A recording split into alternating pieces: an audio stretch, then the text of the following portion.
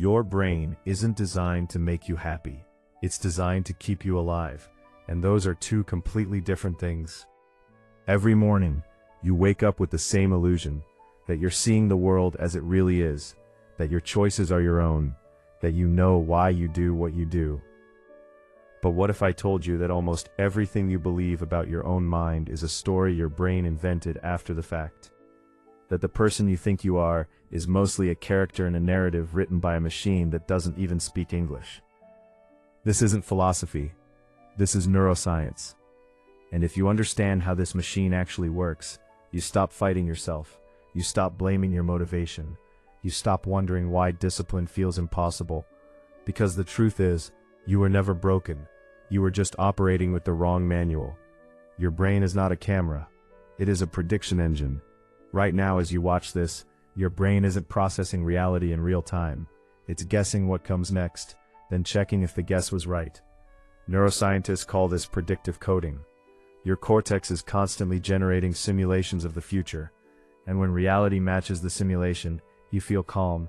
When it doesn't, you feel anxiety. But here's the critical part. Your brain prefers a predictable bad outcome to an uncertain good one.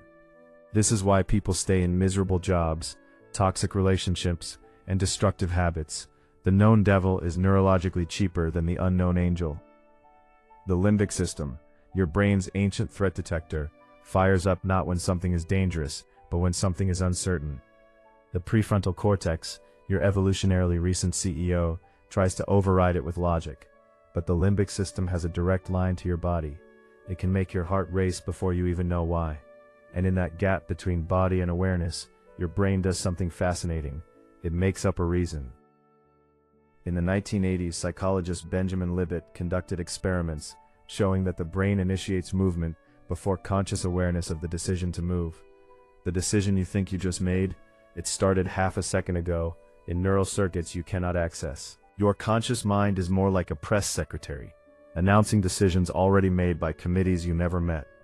We need to talk about dopamine, not the oversimplified pleasure chemical that social media loves to blame. Dopamine is a prediction error signal. It doesn't reward you for getting what you want. It rewards you for wanting. It spikes highest not when you achieve the goal, but when you anticipate it. This is why the notification buzz feels better than the message itself. Why the first day of a diet feels more exciting than the third week. Why the chase is always more addictive than the catch. Your brain's reward system evolved to prioritize survival behaviors, finding food, securing mates, detecting threats. But modern life has hijacked these circuits with infinite precision. Slot machines, social media feeds, and junk food are engineered to deliver variable rewards, the most powerful dopamine trigger known to science. Skinner proved this with pigeons in the 1950s. He found that birds pecked a button most obsessively when the reward was unpredictable. Your Instagram feed is a Skinner box, and you are the pigeon. But here's what almost nobody realizes. Dopamine has two pathways. The mesolimbic pathway drives wanting. The mesocortical pathway drives motivation to act. When you scroll for hours, you're flooding the wanting pathway while starving the motivation pathway. You feel desire without capacity. This is the neurological signature of procrastination, not laziness, not lack of discipline, a chemical mismatch between craving and execution. Your brain is an energy conservationist. It weighs about 2% of your body mass but consumes 20% of your energy. So it automates everything possible. This is the habit loop, discovered by MIT researchers in the 1990s. Cue, routine, reward. The cue triggers a neural pattern. The routine executes automatically. The reward reinforces the loop. Once a habit is formed, the brain stops participating in decision-making. It literally goes to sleep during the routine. This is why willpower is the wrong tool for breaking bad habits. Willpower lives in the prefrontal cortex, which fatigues quickly under glucose depletion and stress. Habits live in the basal ganglia, which never sleeps. You cannot out-willpower a neural pathway carved by thousands of repetitions. The only way to change a habit is to keep the cue and reward, but insert a new routine. This is what Charles Duhigg documented in his research on habit reversal. The golden rule of habit change isn't elimination, It's substitution. Think about the last time you tried to quit something. You probably focused on the behavior. I won't check my phone. But the cue was still there. Boredom, anxiety, loneliness. The reward was still there. Dopamine relief. So your brain found another routine. Maybe you started eating instead, or shopping. The energy of the loop has to go somewhere. You can't destroy it. You can only redirect it. Your memory is not a recording. It is a reconstruction. Every time you recall an event, you rewrite it. The act of remembering changes the memory. Neuroscientist Kareem Nader demonstrated this in 2000 with reconsolidation studies. He showed that when rats recall the fear memory, the memory became temporarily unstable. If you disrupted the reconsolidation process, the memory could be altered or even erased. This means your autobiography is a work of fiction. The stories you tell about your childhood, your failures, your identity, they have been edited thousands of times by a narrator with a vested interest in coherence. Your brain prefers a consistent story to an accurate one. This is why people with depression have such rigid negative narratives. It's not that their lives are objectively worse. It's that their memory system has been captured by a single story, and every new experience is rewritten to fit the plot. But this also means the story is editable.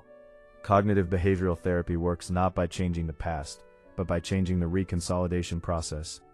When you recall a traumatic memory in a safe environment, you give your brain new data to incorporate. The memory becomes less threatening.